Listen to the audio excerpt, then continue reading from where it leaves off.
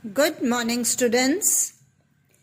This lesson is of class 8 for the subject of biology, topic animal tissues, which is covered in chapter 3 titled Tissues, Plant and Animal Tissues, starting on page number 23 of your textbook titled Concise Biology, Salina Publications, and is being submitted to you on 23rd of November 2020. Children, let us continue with the discussion of animal tissues. Today, we are going to discuss the third type of animal tissue, that is muscle tissue or muscular tissue. Muscular tissue is a contractile tissue consisting of large elongated cells or fibers. Muscle cells are able to shorten to a half of their length and return to their original state. Thus, muscles can contract and relax. Muscle tissue is held together by connective tissue.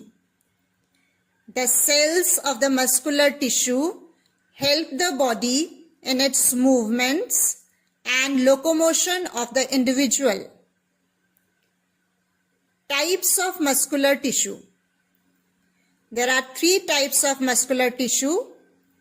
Number 1, striated or striped or skeletal or voluntary muscle.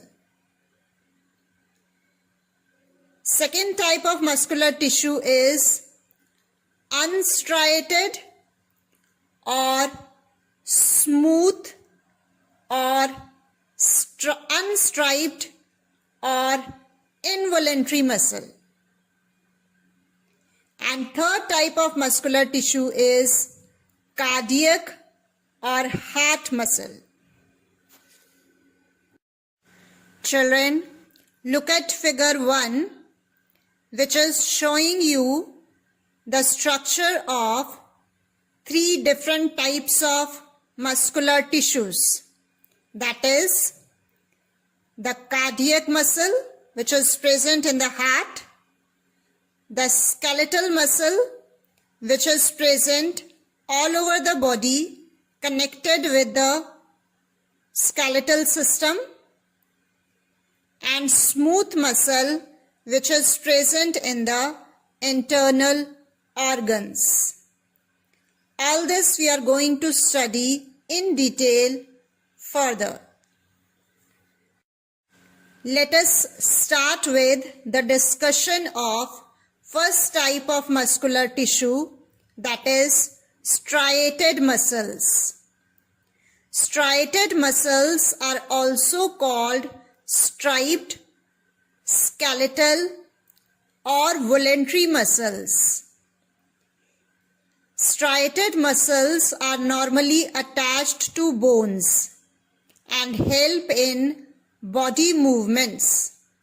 Hence, they are called the skeletal muscles. These are called voluntary muscles because their contraction is under the control of our mind or will. Now children, look at figure 2, which is showing you the skeletal muscles which are generally attached to your skeletal system or bones. Look at the structure of these skeletal muscles. Under the microscope, Each striated muscle fiber shows striations, that is, light and dark bands running across the fibers placed at right angles to the long axis. Hence, these muscles are called striated muscles. Under the microscope, each striated muscle fiber shows striations, that is, light and dark bands running across the fibers placed at right angles to the long axis. Hence, these muscles are called striated muscles. Children, look at figure 3 showing you the structure of striated muscles. You can see the striations in the muscles. Striations means the light and the dark bands. Also, the nucleus is visible in these muscles. Further, each striated muscle fiber is long, cylindrical, unbranched, and non-tapering with multinucleate condition. That is, cell with many nuclei are present. Striated muscles contract rapidly and are responsible for quick movements. These muscles occur in limbs, face, neck, etc. Now let us go further with the discussion of unstriated muscles. Unstriated muscles are also called smooth or involuntary muscles. Unstriated muscles are called involuntary muscles as their movements are not controlled by our mind or will. Each unstriated muscle fiber is a long, flattened, spindle-shaped, that is slender, tapering, and uninucleate cell, that is, with one nucleus only. These muscle fiber do not show striations and contract and relax very slowly. Children, look at figure 4 showing you the structure of unstriated muscles which are present in your internal organs. Look at the unstriated muscle cell. You can see a prominent nucleus in the center, and the cells have tapering ends, that is, pointed towards both the ends. Children, again to remind you that unstriated muscles are involuntary and not under the control of a person's will. Unstriated muscles are found in the walls of all tubular organs like stomach, intestine, blood vessels, breathing passages, urinary bladder, uterus, muscles of the iris of the eye, etc. Muscles at all these areas are not under your control. Now let us go further with the discussion of third type of muscular tissue, that is cardiac muscles. Cardiac muscles occur only in the walls of the heart. These are richly supplied with blood. Cardiac muscles show rhythmic contraction without outside stimulation and do not get tired soon. Cardiac muscles show characters of both striated and unstriated muscles. The fibers of the cardiac muscles are striated, uninucleated, that is with one nucleus only, and branched. Cardiac muscles, though striated in structure, are involuntary in nature and keep on performing their function throughout life.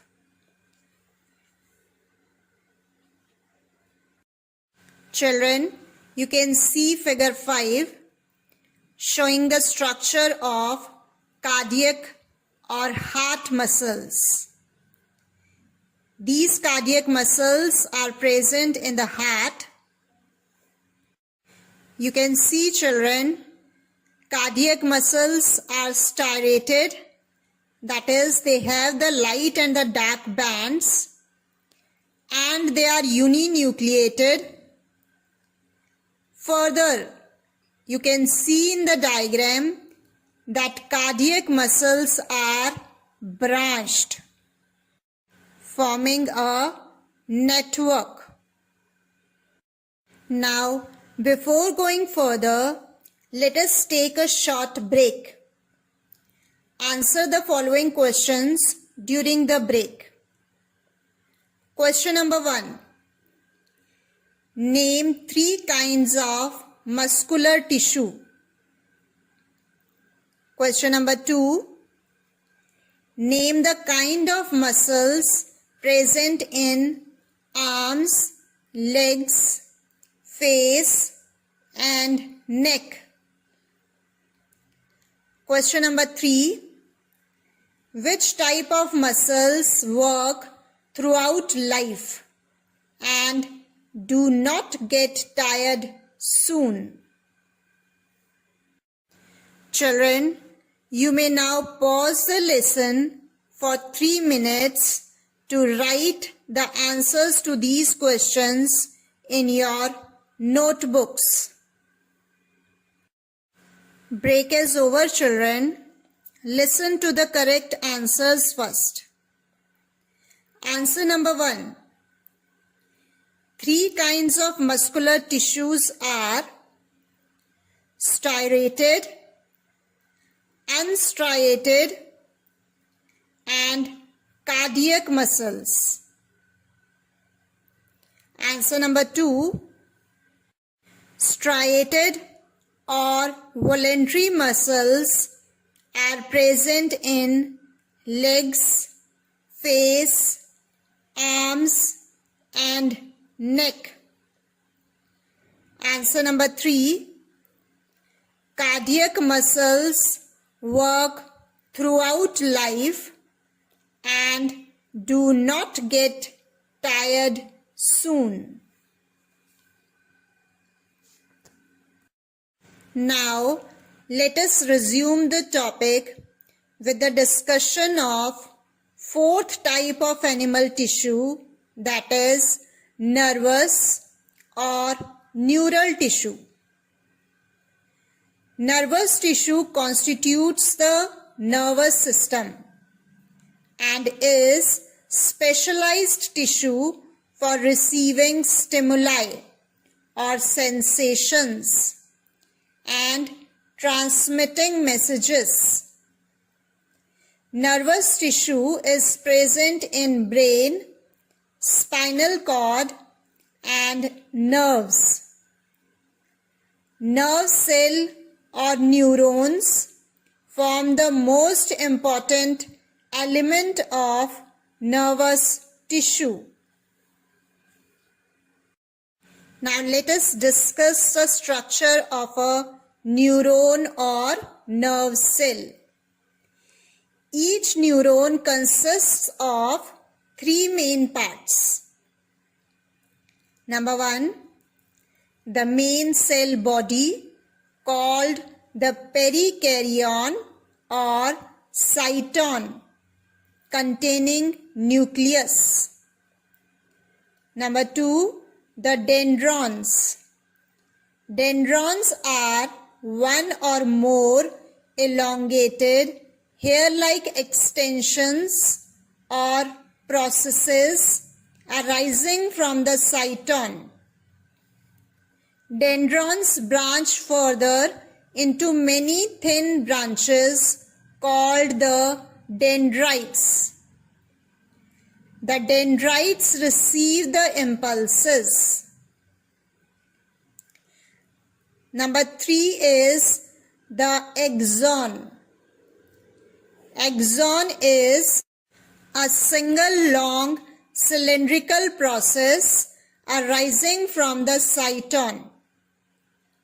The axon forms fine branches at its terminal end, termed as axon endings. Axon takes impulses away from the cell body. Axons bundle together to form a nerve.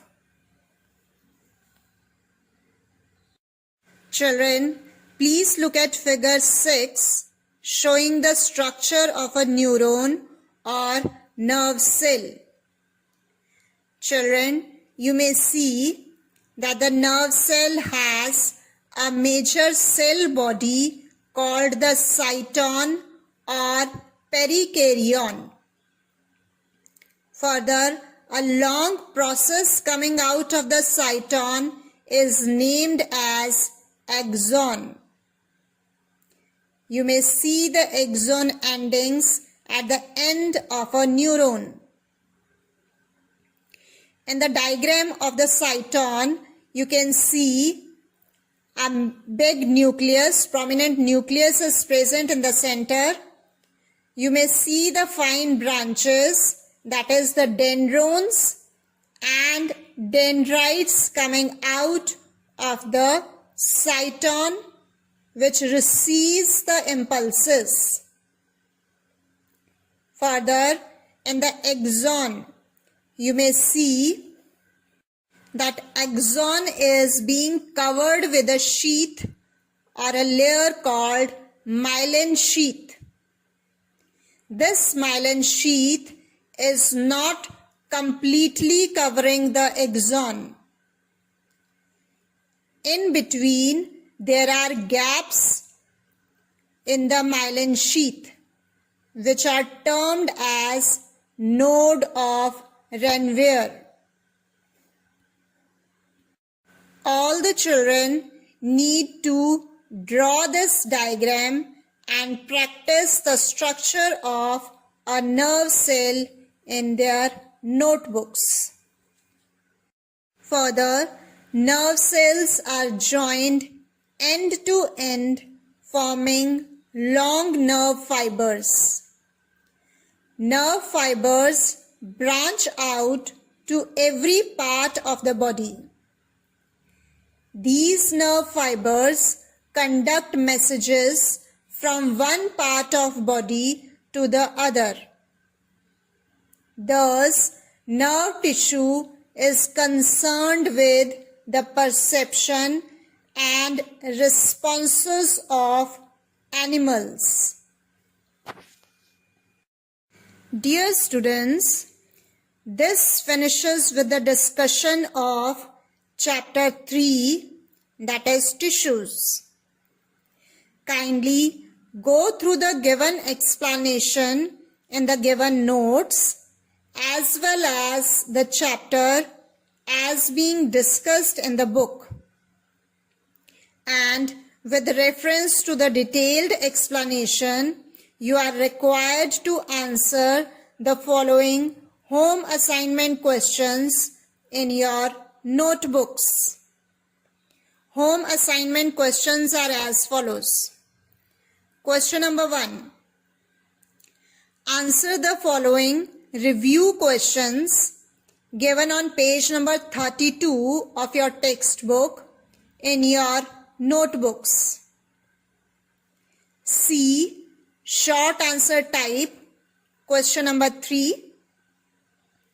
D. Long answer type, question number 2, part D and part E. E. Structured or application questions, question number 2. Question number 2. Draw a well-labeled diagram of number 1, a neuron. Number 2, different types of muscular tissues. Thank you, children.